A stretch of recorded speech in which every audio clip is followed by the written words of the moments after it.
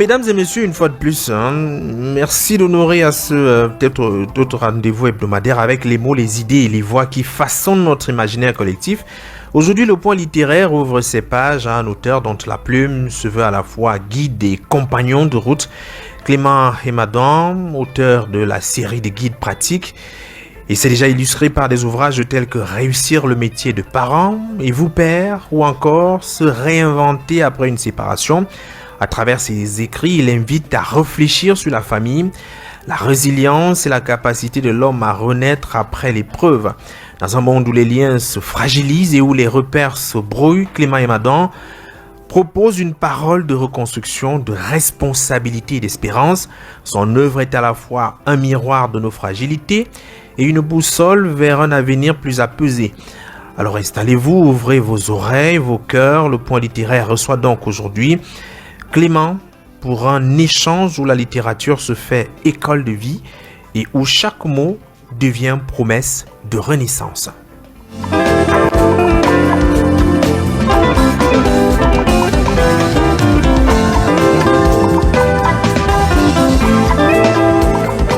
Clément Emadon, bon après-midi, bienvenue sur le point littéraire. Bon après-midi Jean-Jacques. Oui. Et merci une fois de plus de m'inviter. C'est un réel plaisir pour moi de me retrouver dans ce studio de Royal FM, relooké. Ça fait beaucoup d'années quand même lorsqu'il s'agissait de parler de réussir le métier de parent, de père. Ça fait plusieurs années quand même. Ouais, je crois qu'on était en 2023 par là. 2023. Mais c'est énorme. Oui. Donc ça fait quand même 2 ans. Et je suis vraiment content de voir que Royal FM, ça rime à la modernité. Oui. Voilà, et c'est une très bonne chose.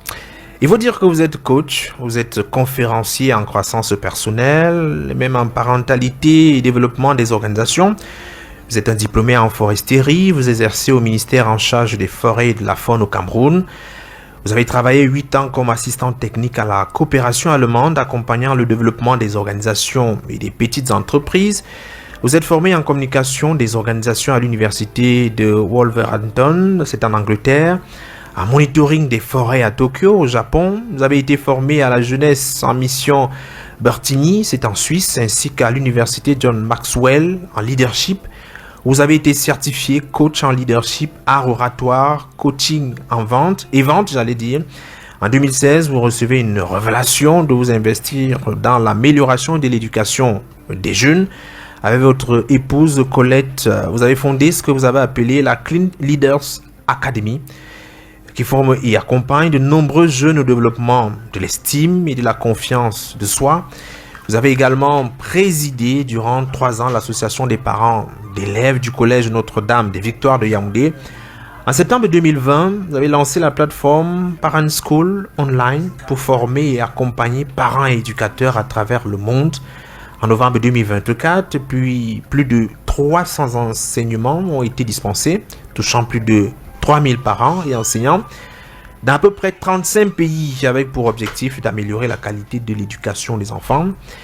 Voilà un parcours qui démontre que vous et la question de la parentalité des parents, ça vous intéresse énormément. Oui, effectivement, parce que Nelson Mandela dit si on veut changer le monde, il faut agir au niveau de l'éducation. Je le paraphrase simplement.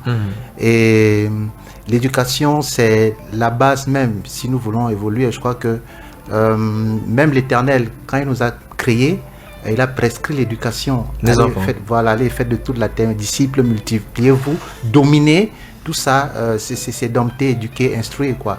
Donc, pour nous, l'éducation, c'est fondamental. Si nous voulons véritablement voir que les choses avancent, que les choses évoluent. Surtout que de plus en plus, il y a beaucoup de dérives, beaucoup de contre-valeurs, beaucoup de choses impossibles qui se font et les gens ont besoin d'être éduqués, d'être accompagnés. Vous avez créé donc la Parent School.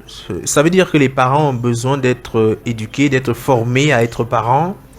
Oui, je le dis depuis le premier livre, Réussir le métier de parent, parce que pour nous... C'est un métier. Pour nos parents, c'est un métier. C'est d'ailleurs le premier métier. C'est le métier le plus noble, parce que là, on accompagne l'être humain à devenir la meilleure version d'elle-même. Et pour cela, on a besoin de connaissances, de compétences, d'aptitudes et d'attitudes. pour justement pouvoir bien accomplir ses tâches, bien accomplir le cahier de charges qui est celui d'un parent. Donc, pour nous, être un métier, et je crois que c'est à dessein quand la Bible dit mon peuple périt faute de connaissances. Donc, parce que les gens n'ont pas de connaissances, justement, ils font des choses qui ne sont pas bien. On ne peut pas transmettre ce qu'on n'a pas reçu. Voilà, tout à fait. Donc, vous avez le livre, et vous, père, ce livre, comment être un papa inspirant et impactant. Pourquoi écrire un livre sur le père? Est-ce à dire que le père, d'abord, c'est, comment dire, l'élément clé de la famille? Depuis l'origine, hein, moi, mes écrits prennent leur source ou leur inspiration majeure dans les Saintes Écritures. Et dans la Bible, le Père est clairement interpellé. Oui, il est clairement interpellé. Et vous, Père, n'irritez pas vos enfants, mais instruisez-les selon, n'est-ce pas, la discipline inspirée par le Seigneur. Ça veut dire qu'au-delà des parents qui sont du père et de la mère qui sont interpellés dans l'éducation des enfants, le père a un rôle spécifique et un rôle particulier, un rôle central dans l'éducation des enfants. Malheureusement, on se rend compte que y a beaucoup de pères, beaucoup de papas qui ont abandonné ce rôle, qui courent derrière la recherche de la pitance. C'est pas mauvais, mais ils ont un rôle fondamental, ils doivent le faire. Et donc, nous voulons les interpeller à ne pas oublier cette mission précieuse qui leur est confiée. Vous faites d'ailleurs savoir que le père, ce n'est pas nécessairement le géniteur. Vous glissez clairement cette ambiguïté quelquefois. On est peut-être géniteur, mais pas nécessairement père. Donc pour devenir un père, il y a des outils qu'on devrait avoir. Tout à fait. Être père, il y a tout un cahier de charges qu'on devrait mettre en application, appliquer pour justement qui vous légitime et qui fait de vous un véritable père. Sinon, on serait simplement un porteur de sémences. Ok, et ça, c'est facile à faire. C'est-à-dire que même, on peut avoir un enfant. Aujourd'hui, on a les bébés in vitro. Ok, et bon, on peut facilement avoir un enfant, mais le porter la sémence ne suffit pas. Il y a un cahier de charges. Et ce cahier de charges-là, tant que vous ne remplissez pas ça, alors vous n'êtes pas véritablement appelé pour nous considérer comme un père. Vous restez carrément dans le jargon professionnel, vous parlez de la fonction du père, un peu comme si on était dans un travail et on a des charges. Il y a également le rôle de père dans l'éducation des enfants. Le rôle du père, quand on vous lit, semble être vraiment prépondérant chez les enfants. C'est-à-dire que quelquefois, vous affirmez dans votre livre que le père apprend à l'enfant à affronter la vie, à devenir un homme ou à devenir une femme, pendant que la mère est beaucoup plus dans le sens de la protection de son enfant. Oui, écoutez, le rôle du père, en réalité, ou alors la finalité de l'éducation, je vais commencer par là, c'est de bâtir des êtres libres, épanouis et autonomes. Oui. Alors, maintenant, pour être libre, épanoui et autonome, il va falloir affronter les turpitudes de la vie. Il va falloir affronter la société. C'est vrai. Mais si l'enfant n'est pas préparé à ça, ce sera difficile pour lui de pouvoir affronter et il sera un peu comme perdu dans cette jungle-là. Surtout qu'aujourd'hui, c'est vraiment la jungle. Et le rôle du père, justement, c'est de préparer l'enfant à affronter cette société, à affronter ce monde-là avec ce que cela comporte comme turpitude et comme chose positive également. Donc, c'est ça le rôle du père. La mère, elle est de nature, par essence, elle est davantage protectrice, elle est davantage câlin et tout ça. Mais le père, il faut bien qu'il montre à l'enfant que la vie, c'est pas le voir bébé, comme disait quelqu'un. Aujourd'hui, avec la famille monoparentale, on semble banaliser un peu le rôle du père. Je vais dire que ici, il y a quelques chiffres que vous avez quand même énumérés. Vous dites que des statistiques sur l'absence paternelle en Afrique du Sud, celles-ci indiquent 40% des enfants ne vivent pas avec leur père biologique. 40%, c'est énorme. 85% des enfants vivant avec des troubles comportementaux viennent des foyers sans père. 90% des enfants de la rue viennent des foyers sans père. 71% des enfants qui ont abandonné leur école ou études viennent des foyers sans père. Et enfin, 63% des suicides viennent des foyers sans père. Mais c'est énorme. Oui, les statistiques sont véritablement alarmantes. Et vous comprenez à travers ces statistiques le rôle autant pour moi et la place centrale du père dans l'éducation des enfants. Alors, le père, dans le livre, nous parlons également de ces pères qui sont présents mais qui sont absents en même temps. Oui, donc ça a le même effet. C'est-à-dire que c'est pas forcément... il y a les familles monoparentales, ça c'est vrai, mais il y a des parents, des papas qui sont véritablement absents. Pourtant, ils sont à la maison.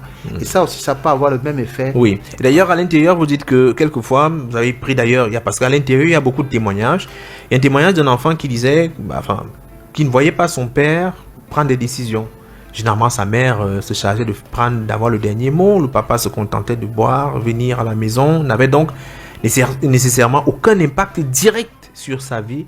Et donc, ça peut apporter des déformations. Tout à fait, parce que le rôle du père... excusez-moi, je vais beaucoup citer la Bible parce que c'est mon repère. Oui. Ok. Pas de souci, hein. Le père est le chef de famille. Ok. Donc c'est lui qui normalement donne le ton, qui donne l'orientation. C'est lui qui fixe les règles ou alors qui encadre. Ok. Mais s'il se met en retrait et que c'est la femme qui le fait, alors ce sera difficile parce que de manière naturelle, je ne sais pas comment Dieu a fait ça, mais de manière naturelle, un enfant écoutera plus son père et moins sa mère. Oui. Oui. Ça veut dire qu'à la maison, je prends un exemple, à la maison chez vous, quand vous êtes là, quand vous dites quelque chose à votre garçon... L'enfant s'exécute. Il s'exécute plus rapidement quand c'est la mère. Parfois, il peut rechigner un peu, mais c'est quelque chose qui a été établi comme ça par le Créateur. Et donc, le père, une fois qu'il abandonne et qu'il laisse sur la femme, alors il est en train de faire tout faux. Il y a beaucoup de choses qu'il faut faire. Il faut être présent.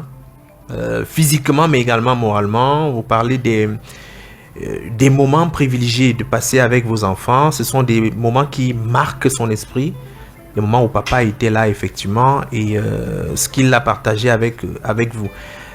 Puisque vous avez dit d'ailleurs, vous vous appuyez beaucoup plus également sur la Bible, l'église. Il faut que le parent prie avec ses enfants, que ce soit lui qui soit celui qui dirige les prières de tous les matins, pas que ce soit une affaire des autres, pour imposer un certain nombre de valeurs très vite aux enfants. Alors, pour ceux qui sont chrétiens, je crois que c'est l'idéal. Mais vous avez dit vous relevez quelque chose de fondamental que nous abordons dans le livre, les moments de qualité avec les enfants. Effectivement, ces moments de qualité, c'est ce que les enfants retiennent. Les enfants retiennent moins les 10 000 francs que tu lui as donnés, les bonbons qu'on a rapportés. Les bonbons qu'on a rapportés. Mais ces moments de qualité, moi je me souviens encore, nous on a eu la chance de grandir au village. Hein. Je me souviens encore de ces parties de chasse, père à son âme, mon papa est décédé, où le matin il nous amenait à la chasse, à la pêche. C'est ça qui reste dans mon esprit. C'est vrai. C'est pas l'argent qu'il me donnait. D'ailleurs, je me souviens même de combien il me donnait, mais je me souviens de ces moments. Je me rappelle quand je jouais au foot avec le papa. Hein. Ce sont des rares moments où il jouait au foot. Il était plus très jeune. Mais il prenait la peine quand même de jouer au ballon avec ses enfants. Voilà, c'était des moments formidables. Vous pouvez rigoler, vous pouvez le taquiner, vous pouvez... Oui, mais on ne pouvait pas le tacler. Hein. On pouvait rigoler, effectivement. Branche ta joie avec MTN. Internet à vie à gagner. Tape étoile 237 dièse pour acheter un forfait N&N ou étoile 126 dièse pour faire un momo. Merci bien. Alors, c'était un petit break. Il faut dire que donc le parent doit contribuer à ce que l'enfant gagne en estime, développer la confiance, améliorer l'interaction avec les autres. C'est le rôle du parent. Je veux dire que surtout le père, il doit faire cela dans toutes les activités. Mais vous faites quand même un distinguo entre l'éducation qu'il faut donner à la jeune fille et au jeune garçon. Et là, c'est très important. Oui. On ne parle pas à son fils comme on parlerait à sa fille. Oui, tout à fait, parce que physiologiquement, morphologiquement, psychologiquement, mentalement, c'est deux êtres qui sont différents. Et si on ajoute à ça le fait que chaque personne est individuelle, est unique, alors il est important de pouvoir tenir compte de ça, parce que la femme est beaucoup plus émotionnelle et l'homme est beaucoup plus cartésien. Donc, la manière dont on aborde la femme, la fille, c'est pas la même façon qu'on aborde le garçon. C'est vrai. Parce que le garçon, il est appelé à être chef de famille, et donc il faut le former déjà à la chefferie, entre guillemets. Alors que la dame, la fille, elle est amenée à être à celle-là qui gère le foyer au quotidien, et il faut la former par rapport à ça. Elle doit être prête pour son rôle. Elle est prête pour son rôle, et aussi, il y a des choses que le père ne peut pas enseigner à la fille, parce qu'il ne vit pas ces choses-là. Oui. Donc, l'éducation de la jeune fille, généralement, d'être complétée par la maman. Avec le jeune garçon, vous dites que le père doit parler de sexualité, lui dire tout. dit à son fils de façon progressive que voilà comment ça va se passer. Et d'ailleurs, tout à l'heure, beaucoup parlaient, je crois même dans le journal, on a parlé d'éducation matrimoniale. Il faut dire au garçon quel est son rôle, le rôle qu'il sera appelé à jouer, comment se comporter quand plus tard il deviendra également père. C'est nécessaire de tout lui dire. Oui, c'est nécessaire de tout lui dire. C'est même, nous avons un chapitre sur lequel nous disons ce que le père doit dire à son fils.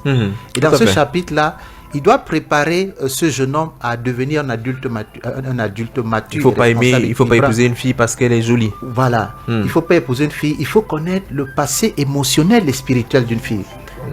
Parce que vous tombez sur une blessée de guerre. Mais je vous assure, vous avez un foyer alambiqué.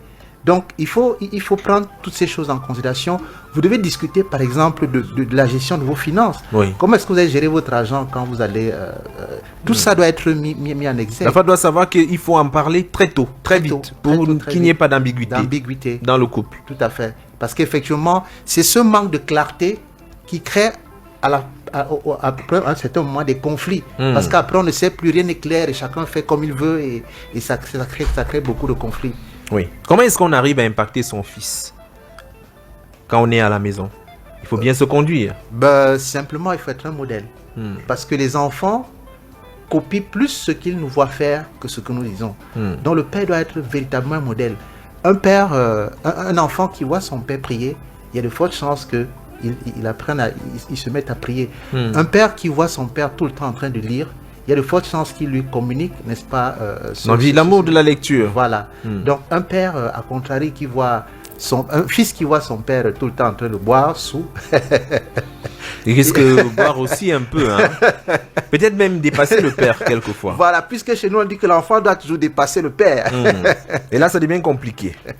Il faut donc impacter son enfant, même dans la nature des relations qu'on a avec sa femme. Si vous criez sur votre femme, ne soyez pas surpris que demain votre enfant en fasse pareil lorsqu'il sera dans la même situation. Oui, parce que c'est ce qu'il aura appris comme langage, langage de communication. Alors si ça ne va pas avec la femme, alors il faut taper, il faut crier dessus et il assimile ça. Et surtout quand il a vu ses parents faire, il va le dupliquer. C'est pour cela que justement, je fais un petit break là-dessus. C'est pour cela que nous avons lancé l'école des parents. Oui. Justement pour pouvoir permettre aux parents de changer de paradigme. Toutes ces notions qu'on a héritées de nos parents, on ne va pas leur en vouloir. Ils nous ont enseigné ce qu'ils avaient. Oui. Ils ont fait du mieux qu'ils ont pu. Mais maintenant, la société évolue, le monde change. Il faut s'arrimer, il faut s'adapter et il faut véritablement faire les choses de manière plus correcte, quoi. Et donc, l'école des parents est là pour accompagner les parents dans cette formation-là, donner des outils. Des outils pour pouvoir, des enseignements pour être de meilleurs pour être parents. Un bon papa. Voilà. Mais maintenant, si on est un père, face à sa fille, il faut également adopter un discours de sincérité. D'abord, vous nous faites remarquer que, certes, il y a le complexe d'Édipe, mais le père a toujours une relation assez particulière avec sa fille. Alors là, il doit être présent. 2, il doit l'accompagner dans sa croissance, sur le plan émotionnel. D'ailleurs, là aussi, vous parlez d'un chapitre où vous dites ce que le père doit dire à sa fille. Il faut que votre fille ait confiance en elle. Il faut quelquefois lui donner quelques éléments, l'encourager, dire à votre fille qu'elle est jolie, qu'elle a des forces. Ce sont des messages qui portent votre enfant à mieux se développer, à mieux s'accomplir, à mieux s'insérer dans la société. Tout à fait, parce que, vous voyez, le premier homme dans la vie d'une jeune fille, c'est son papa. Et son papa constitue véritablement le modèle d'homme qu'elle aimerait rencontrer. Alors vous allez vous rendre compte que la plupart des jeunes filles qui n'ont pas grandi avec leur papa, il y a de fortes chances qu'elles tombent sur des personnes pas bien du tout. Elles cherchent l'amour dehors, dans la rue. Dans la rue, dehors. Ok, aussi il y a quelque chose que je voudrais souligner, et ça je mets un point dessus dans le livre, c'est que la jeune fille doit comprendre qu'en réalité, son bonheur ne vient pas du fait qu'elle soit mariée. Absolument non. Elle doit venir dans le mariage étant heureuse, étant équilibrée. Et maintenant, avec son mari, ils se mettent ensemble pour faire quelque chose de plus grand. Oui. Mais, vous savez, dans nos traditions anciennes, la femme était celle-là qui était à la maison, qui s'occupait des enfants et qui attendait que le père ramène ou donne tout ce qu'il y a comme finance. Oui. Mais aujourd'hui, la société a évolué, le contexte, l'environnement a changé. Et donc, il faut que la jeune fille, il faut que le père le dise de manière expresse. Oui. Moi, je le dis à ma fille tous les jours. Que tu peux t'épanouir seul. Oui, tu peux t'épanouir toute seule. Et quand tu vas aller chez ton mari, ensemble, vous allez vous épanouir. Vous allez vous compléter. Et ça, vous aurez une famille heureuse. Parce que les enfants seront contents. Mais vous ne venez pas chercher le bonheur auprès de votre mari. Donc ça, c'est... Parce que coach, avant, on disait souvent, lorsqu'une fille n'était pas très brillante à l'école, on disait de toutes les façons, tu vas te marier. Ouais. Oui, donc ce n'est pas une tragédie. Si tu ne t'en sors pas, tu es jolie. Et donc un homme va venir te prendre. Alors, il ne s'agit pas ici de la connaissance ou bien du niveau intellectuel, non. Mais il s'agit du dynamisme de la femme. Oui. Si vous lisez dans Proverbe 31, d'ailleurs j'en parle, ok, la femme modèle, ok, cette femme-là qui se lève le matin, cette femme-là qui est entrepreneur, cette femme-là, on n'a pas besoin d'avoir fait de longues études pour entreprendre, non. On peut, c'est un état d'esprit. En fait, c'est ça que nous voulons mettre en avant. Oui. C'est pas tellement le... Une femme peut s'épanouir, elle peut être battante, elle peut s'accomplir, et puis plus tard, avec un homme, former une très bonne équipe et ça avance. Ça avance. Oui. Il faut justement indiquer à la jeune fille, il faut l'aider à travailler dans cet état d'esprit, ce mindset-là. C'est ça le plus important. Maintenant, peut-être elle a des difficultés sur le plan académique, mais elle peut avoir des talents dans d'autres choses, peut-être dans la coiffure, peut-être dans la couture, je ne sais pas, n'importe quoi. Et qu'elle peut développer. Elle peut développer, mais le tout, c'est de se sentir bien dans son esprit, d'avoir un mindset d'entrepreneur, un mindset de quelqu'un qui se sent libre et épanoui, pas forcément à l'attente ça d'un homme. Et vous allez vous rendre compte que toutes les femmes ou toutes les filles qui attendent que c'est l'homme qui fasse pour eux, c'est l'homme qui les amène dans le bonheur, généralement ça finit à la dérive. Ça finit mal, parce que quand le monsieur a l'impression que tu dépends entièrement de lui, quelquefois il peut se comporter un peu mal. Il y a le livre « Et vous, père, comment être un parent inspirant et impactant ». Ce qu'on peut dire, c'est qu'il faut vraiment que le père soit là, physiquement, qu'il joue son rôle, qu'il partage des moments privilégiés avec ses enfants, qu'il tienne un discours de vérité, épousant l'environnement actuel avec les challenges du moment. Oui, qu'il soit présent émotionnellement, qu'il soit ferme, ok, et en même temps qu'il soit doux. Oui.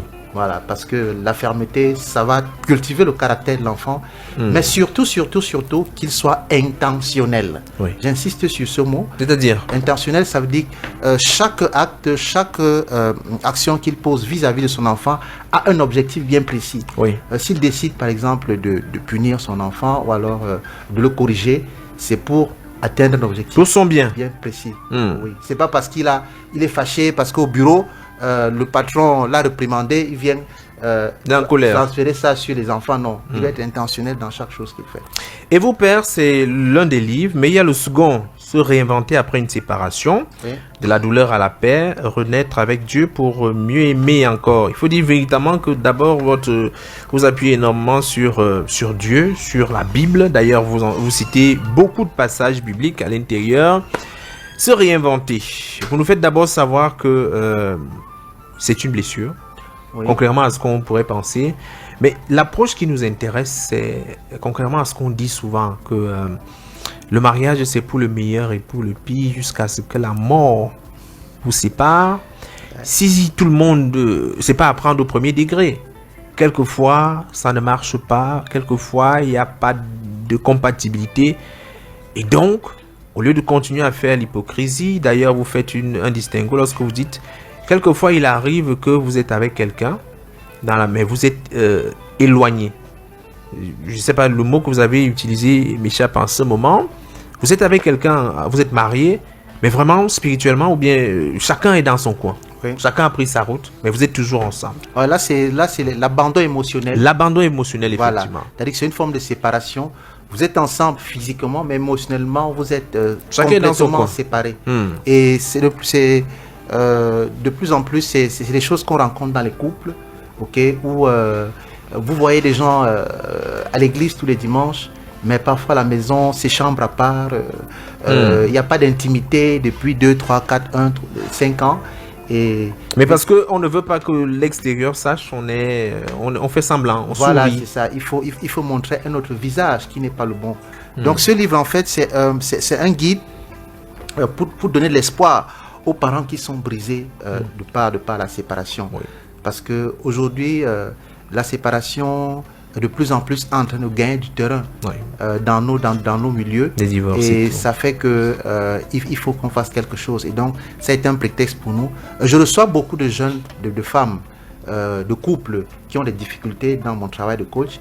Et c'est ce qui m'a donné en fait l'inspiration d'écrire ce livre. Je dis ok, alors on peut écrire quelque chose qui donne un certain nombre de bases, un certain nombre de principes globaux. Et maintenant, au cas par cas, on peut gérer. Votre livre dit clairement qu'il faut prendre le temps de guérir. Lorsque vous vous séparez, on ne peut pas rester dans le déni, mais il y a des étapes à franchir. Il faut reconnaître que voilà, ça n'a pas marché et avancer quand même. Oui, parce que je vais revenir sur l'objectif de l'éducation, la vision. La vision de Dieu pour l'homme, homme avec grand H, que ce soit homme ou femme, c'est d'avoir des êtres libres, épanouis, des êtres autonomes et qui apportent leur contribution à la réalisation du grand plan qu'il a mis sur pied. Alors, maintenant, votre mission sur terre ne dépend pas de votre conjoint. Non, elle dépend de ce que vous êtes venu sur terre et que Dieu vous donne une mission. Votre conjoint est là simplement, c'est un compagnon avec qui vous avancez dans cette mission. Mais si à un moment donné, vous vous rendez compte que sur le plan physique, sur le plan mental, sur le plan émotionnel, vous n'êtes pas stable, alors pourquoi continuer cette relation? Moi, je pense que il faut privilégier l'épanouissement de l'être humain que véritablement le mariage ou bien quoi que ce soit. Et c'est pour cela que nous avons, dans le livre, nous sommes clairs là-dessus. Si on connaît l'exemple de ce pasteur qui a tué son épouse, cette chantre qui a été tuée par son mari. Alors, mais les signes étaient là avant. Le monsieur tapait sur son épouse, il était violent, mais elle est restée dans ce mariage sous prétexte que la Bible a dit que c'est pour le meilleur et pour le pire jusqu'à ce que la mort... Non, il n'y a pas de meilleur, il n'y a pas de pour le pire. Maintenant, il faut qu'on doit rester ensemble pour la vie et faire l'œuvre pour laquelle on a été. Si à un moment donné, ça ne va pas, alors on peut se séparer. Moi, je vois pas de... La séparation arrive avec beaucoup de honte, des préjugés. Non, je ne suis pas faite pour le mariage, on m'a abandonné. Il y a tout ce sentiment-là, mais il faut prendre le temps de guérir. Et d'autant plus vite lorsqu'on a des enfants. Et il y a un autre thème qui nous intéresse, la coparentalité. Il faut élever les enfants, même si vous êtes séparés, et il faut trouver le juste milieu pour le bien des enfants. Tout à fait, Jean-Jacques, parce que, et voyez-vous, à un moment donné, il y a eu une entente, il y a eu des enfants qui sont nés. Ces enfants n'ont pas demandé à naître, mais vous avez une mission, vous avez une fonction, vous avez un rôle dans l'éducation de ces enfants. Et ce n'est pas parce que vous n'êtes plus ensemble, vous n'avancez plus ensemble comme mari et femme que vous devez laisser ces enfants à la vindicte publique. Non, vous devez faire quelque chose. Donc vous devez vous entendre. Ok. Et ces enfants qu'on a eu par notre union, qu'est-ce qu'on fait? On s'assoit, on réfléchit, on pose des bases. On s'organise. On s'organise pour que ces enfants puissent continuer de vivre de manière normale. Sinon, vous aurez des comptes à rendre à Dieu. Oui, parce que il vous a fait confiance, il vous a confié sa progéniture, ses enfants, et vous les avez abandonnés. Non.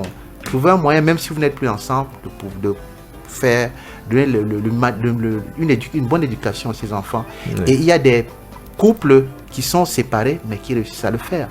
Très bien. Pour que l'enfant ne se sente pas mal. Oui. C'est-à-dire qu'à l'intérieur également, vous nous faites savoir que même si on a détesté son partenaire et lorsqu'on est séparé, il est mieux devant l'enfant de tenir un discours positif, du moins pas conflictuel. Ne pas mal parler de sa femme. Écoute, ta maman, vraiment, c'était pas une bonne femme. C'est pour cette raison que je suis parti. Non. Il faut trouver un moyen de rester focalisé sur l'enfant et son bien-être. Oui, malheureusement, c'est ce que les enfants sont souvent les victimes de ces séparations parce que souvent ils sont utilisés comme bouc émissaire. Ok, un parent qui vient noircir, on va dire comme ça, son partenaire devant ses enfants. Votre père, il est méchant, voilà ce qu'il a fait. Mais en réalité, elle pense pouvoir trouver du réconfort auprès de ses enfants, mais en réalité, elle est en train de les détruire. Elle est en train de les détruire émotionnellement, elle est en train de les détruire sur le plan psychique et même sur le plan psychologique. Donc, c'est des choses véritablement à éviter. Les problèmes des grands restent entre les grands. Entre les grands. Voilà, on ne doit pas associer les enfants dedans. C'est le message que nous voulons passer. Il ne faut pas saboter l'autre parent. Non, parce qu'en réalité, nul n'est parfait. Si on scanne votre vie, parce que dans tous les cas, dans un problème, dans un conflit, chacun a sa part de responsabilité. Je dis souvent que c'est 50-50. Donc, quand vous venez noircir votre mari ou bien votre épouse devant vos enfants, alors vous êtes en train de tout faire faux. Parce que si on scanne également votre responsabilité, peut-être elle n'est pas meilleure. Donc, concentrez-vous sur les enfants parce que c'est eux qui sont importants, c'est eux qui sont prioritaires. Faut-il éviter que les enfants, comment on dit ça, ne soient totalement retirés de la vue et de l'attention de leur père? Prenons par exemple ce cas.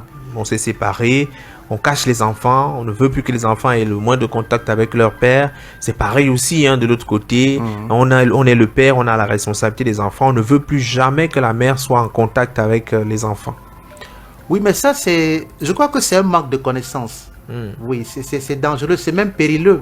Parce que tout à l'heure, dans le livre « Et vous, père », on a montré, avec des chiffres à l'appui, comment l'absence du père peut avoir des conséquences, mais alors très très graves sur l'épanouissement, sur le développement et même le développement d'un enfant. Alors une maman qui le fait, ça veut dire qu'elle n'a rien compris, parce que dans tous les cas, la mère ne peut pas faire ce que le père fait. Oui. Et le père ne peut pas faire ce que la mère fait. Donc, il y a cette complémentarité qui est nécessaire dans l'évolution, dans la croissance, dans le développement de l'enfant. Donc, une maman qui le fait simplement, c'est parce qu'elle n'a rien compris. Mais, ce qui est sûr, c'est que plus tard, ça va la rattraper. Oui. Oui. Est-ce qu'il y avait à un moment donné une belle stratégie, ou belle ou mauvaise, mais ça se faisait dans notre société. Lorsqu'une mère célibataire décide d'aller en mariage, l'enfant était confié à la grand-mère. Est-ce que cette méthode-là est bonne? Cette approche-là? Alors, je vais dire que si vous observez les enfants qui ont grandi avec leur grand-mère, moi je connais un particulièrement qui grandit avec sa grand-mère, mais il y a toujours ce manque-là. Parce que, premièrement, la grand-mère, généralement, devient permissive. Parce qu'elle n'a plus toutes ses forces, toute l'énergie pour pouvoir suivre l'enfant. OK? Deuxième chose, c'est que la grand-mère ne peut pas jouer le rôle du père. Et généralement, vous allez vous rendre compte que ces enfants qui grandissent avec les grands-mères, souvent ils sont un peu capricieux, souvent ils sont un peu, je veux dire, ils sont pas très très équilibrés. Parce qu'il y a cette présence du père qui manque, il y a souvent cette fermeté qui manque. Parce que la grand-mère, justement, n'a plus assez de force et l'enfant fait généralement ce qu'il fait. Donc, je ne suis pas pour cette solution-là. Cette approche n'est pas bonne. Je pense qu'elle n'est pas bonne à mon sens.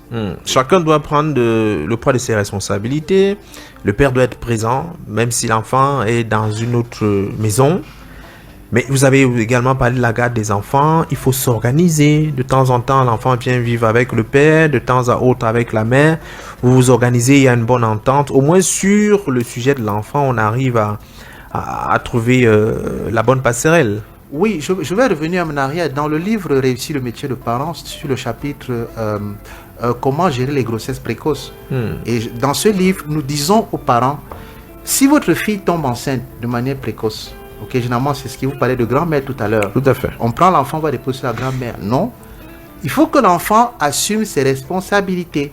Ça veut dire que vous êtes tombé enceinte, ok. Alors, il faut que le matin, que vous appreniez que être parent, c'est des responsabilités. Vous levez à 5 heures pour faire son petit déjeuner, pour laver les couches avant d'aller à l'école. Oui. Et là, ça permet à cette jeune fille qui est tombée enceinte de manière précoce de mûrir, de grandir et parfois de ne pas refaire la même erreur. Mais si les parents prennent tout entre les mains, généralement, vous allez voir qu'il y a une deuxième grossesse qui va arriver, une troisième qui va arriver parce qu'elles se sentent libres. Et on vient encore laisser l'enfant à la grand-mère, ainsi de suite, ainsi de suite. La grand-mère accepte seulement. Et vous avez des familles, la grand-mère a 5, 6, 10 enfants à sa charge, avec parfois des pères différents, c'est compliqué, c'est compliqué. Non, il faut qu'on apprenne à nos enfants à être responsables, parce que demain, ils seront des adultes. Et le père doit justement le dire à son garçon et à sa fille pour les préparer. S'il y a des séparations, parce que ça peut arriver malheureusement, que les parents apprennent à collaborer, à coopérer pour accompagner ces enfants dans leur maturité. Il faut dire tout aux jeunes filles, aux jeunes garçons. Et parmi les choses qu'il faut dire à la jeune fille, c'est que la grossesse ne retiendra pas l'homme. Vous l'avez écrit en noir sur blanc. Ça, c'est clair. Ça, c'est clair. Parce qu'il y a il y a des filles qui utilisent ce stratagème-là pour piéger. Non, ça ne marche plus. Surtout aujourd'hui, de nos jours, ça ne fonctionne plus. À l'époque, voilà, on pouvait... il y avait des parents, dès qu'ils tombent enceintes, on prend la fille, on va déposer chez le garçon. Et c'est comme ça que les mariages se tissaient. Même parfois... Ça dit que c'est ta femme. Voilà. Vraiment. Aujourd'hui, reste ici sur vous. Voilà, ça fonctionne plus. Quelquefois, c'était à la gendarmerie que ça se réglait. Dès qu'on a le commandant de brigade, et ainsi de suite, on dit, voilà, il y a telle situation. Et on dit, monsieur, prenez votre femme. Voilà.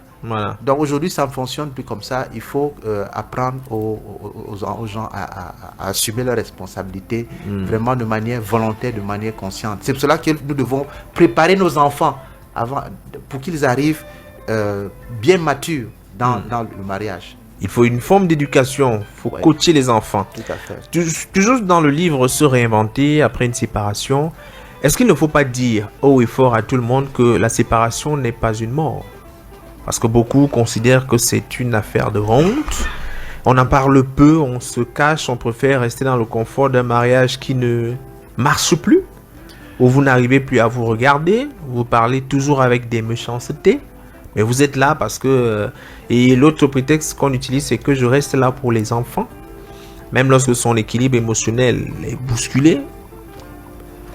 Oui, il faut dire que la société, surtout notre société traditionnelle, nous a renvoyé un certain nombre de principes, un certain nombre de valeurs, un certain nombre de perceptions qui font qu'aujourd'hui, qui font que les gens parfois étaient obligés de supporter même l'insupportable. Mais aujourd'hui, la société est en train de progresser, les choses avancent, les gens, les cultures se frottent, ok, et il y a une certaine maturité qui est en train de prendre le dessus. Et donc, notre objectif, c'est justement de pouvoir interpeller les gens, dire qu'on ne peut pas rester dans une union, dans un mariage, si véritablement on n'est pas épanoui, si on n'est pas libre, si on ne se sent pas à l'aise. Il peut y avoir dans un couple, et comme dans toutes relations humaines, il y a des moments de friction, ça ne manque pas. Oui. Il y a des moments il y a des conflits, mais il faut rapidement trouver des solutions à ces conflits et avancer, parce que ces conflits vont non seulement nous révéler, mais ça nous permet également de bien asseoir nos relations pour bâtir quelque chose de solide. Un parent qui a fait, quelqu'un qui a fait 5 ans, 10 ans, 20 ans, 30 ans, 40 ans, 50 ans de mariage, il faut tirer un coup de chapeau. Oui. Parce que ce n'est pas évident du tout. Ce n'est pas évident du tout. Si vous avez l'occasion de discuter avec ces personnes-là, vous comprendrez que c'est beaucoup de résilience, c'est beaucoup de pardon, beaucoup d'humilité, beaucoup d'amour. Et c'est ça qui permet de justement avancer malgré les turpitudes. Oui. Et nous voulons, dans le livre, vous avez remarqué que à la fin de chaque chapitre, nous proposons une prière. Oui. Parce qu'en réalité, c'est le Manitou, c'est le Dieu suprême. C'est lui qui peut véritablement penser nos plaies, nous aider à guérir, à surmonter ces étapes-là. En effet. Oui, donc si nous voulons faire tout de nous-mêmes, parfois on s'égare un peu. On peut être limité aussi. Alors aujourd'hui, il faut penser que c'est possible de se relever lorsqu'on sort d'un divorce. Parfois, c'est un moment qui détruit. C'est une procédure qui est engagée. C'est parfois des confrontations, des querelles et tout. Mais on peut se refaire une vie et pouvoir avancer. Et d'ailleurs, dans le livre Se réinventer après une séparation, il y a quelques témoignages de femmes qui se sont, on va dire, reprises en main, qui ont pu continuer à servir à l'église, à avoir une vie épanouie, malgré la séparation. Il faut guérir, mais il faut d'abord prendre conscience de la situation. Donc, à celle qui est dans cette situation en ce moment, qu'est-ce qu'on va dire, Clément et Madouin? On va dire que la guérison est possible. Qu'est-ce qu'il faut faire en premier? Alors, la guérison est possible. Et chaque personne qui traverse une situation de détresse doit aspirer à cette guérison-là. Elle est possible. Il suffit juste déjà d'avoir envie de guérir, envie d'avancer. Il suffit de connaître sa mission, ce qu'on est venu faire sur Terre. Parce que le titre du livre, Se réinventer après une séparation, a été bien choisi. Parce qu'il s'agit justement de se relever de ces centres battus, de se relever de toutes ces blessures, de toutes ces plaies, de toutes ces choses qui nous font mal émotionnellement. Il y a des femmes ou des hommes qui se sont donné la mort après une séparation. Oui. Ça, il y a beaucoup. Elle ne peut pas supporter la honte d'après, Voilà. dit-elle. et Non, nous devons comprendre que la séparation n'est pas la fin du monde. Chacun a sa mission accomplie sur terre. Alors, quelle est ma mission? Comment Dieu me voit? Dieu est miséricordieux. Pourquoi est-ce que nous devons nous attarder à la manière dont les hommes nous regardent? C'est vrai que on veut être un madame telle ou un madame telle, mais ce n'est pas le plus important. Le plus important, quelle est notre contribution à faire avancer le monde? Et une fois que quelqu'un qui s'est séparé comprend ça, petit à petit, elle va se mettre dans un processus de guérison et avec l'appui du Seigneur, ok, par des prières, et les choses vont se mettre en œuvre progressivement. Et n'oublions pas maintenant, si à un moment donné, elle n'arrive pas à s'en sortir, c'est pour cela que nous, les coachs, nous sommes là. C'est pour cela que les professionnels, nous sommes là pour accompagner justement les gens à pouvoir se relever. Parce que souvent, l'impact émotionnel est tellement fort qu'on ne trouve plus la force pour pouvoir avancer. Mais nous sommes là en tant que coach. Il faut se faire aider. Voilà, pour accompagner. Alors Clément et Madan, les 2 livres sont là, disponibles. Au regard de la forte propension à divorcer, sinon du nombre de divorces, est-ce qu'il ne faut pas, dans le cadre familial, parce que c'est là peut-être qu'il faut tout faire, avoir une forme d'éducation matrimoniale très tôt avec les jeunes garçons, les jeunes filles, lorsqu'on est encore dans le cadre familial, pour qu'on ait des enfants prêts et préparés? Est-ce que ce n'est pas finalement parce que la cellule familiale est déconstruite qu'on a des séparations en emporte-pièce? Vous touchez là du doigt le nœud du problème. Parce qu'en réalité, notre société aujourd'hui, si elle est telle qu'elle est, c'est parce qu'au niveau de la famille, il y a quelque chose qui n'a pas manqué, qui a manqué. Okay? On a raté le coach quelque part au niveau de la famille. Donc nous voulons, à travers ces ouvrages, interpeller les parents, interpeller la famille à véritablement jouer son rôle. Parce que tout commence au niveau de la famille. La Bible dit, instruis l'enfant selon la voie qu'il doit suivre. Et quand il sera grand, il ne s'en détourne pas. Cette instruction commence au niveau de la famille. Elle commence au niveau des parents. Et si les parents ne prennent pas à cœur cette responsabilité-là, ce sera difficile. Parce que l'école, malheureusement, est là simplement pour apprendre à l'enfant à compter, à analyser, à discuter, à faire ce temps de réflexion. Oui. Mais c'est à la maison qu'on apprend les valeurs. Or, une société, c'est d'abord les valeurs. Oui. C'est d'abord les valeurs. Donc, je suis d'accord avec vous. Tout commence au niveau de la famille. Donc, pour nous, c'est une invite à la famille, aux responsables de famille, au chef de famille, le père, aux parents, de prendre véritablement à bras le corps leur rôle et de commencer à inculquer des choses simples, mais qui ont un impact fort dans le devenir des enfants. Parce que un adulte de demain, ok, dépend de la manière dont l'enfant a été conduit. Il faut aller à la pépinière pour transformer les êtres, Tout pour à être fait. sûr que demain, on aura des hommes et des femmes totalement équilibrés. Alors, se réinventer après une séparation, et vous, père, comment être un papa inspirant et impactant? Où est-ce qu'on va trouver les livres à Yaoundé ou à Douala ou partout dans le monde? Où est-ce qu'on peut avoir les livres?